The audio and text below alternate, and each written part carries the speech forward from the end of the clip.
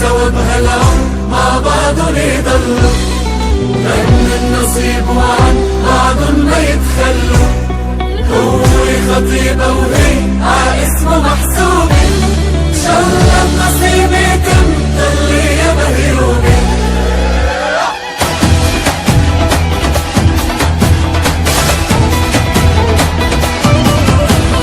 مبروك الخطوبة هالفرحة مكتوبة، الله يتمم فرحتنا وضمك يا محبوبي.